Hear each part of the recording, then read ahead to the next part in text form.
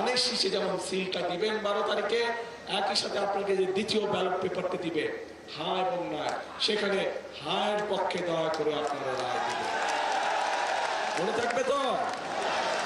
নীল colour যে ফর্মটা আছে এটা সংবিধান সংস্কার পরিষদ সদস্যদের শপথ ফর্ম। আমরা কেউ সংবিধান সংস্কার পরিষদের সদস্য হিসেবে নির্বাচিত হইনি এবং সংবিধানে এটা এখনো ধারণ করা হয়নি। আমি মাননীয় চেয়ারম্যানের নির্দেশে ওনার উপস্থিতিতে আপনাদেরকে এই আমাদের দলীয় সিদ্ধান্তটা জানালাম। ধন্যবাদ সবাইকে। এই জুলাই সনদের জন্য 19টা মৌলিক সংস্কারে সবাই ঐক্যমত্য পোষণ করেছে। এরপরে যে কথাটা আর বলা হয় না, এই 19টা ঐক্যমত্যের মধ্যে বিএনপি বলেছে তার মধ্যে 10টাই তারা নোট অফ ডিসেন্ট দিয়েছে। তো নোট অফ ডিসেন্ট কি?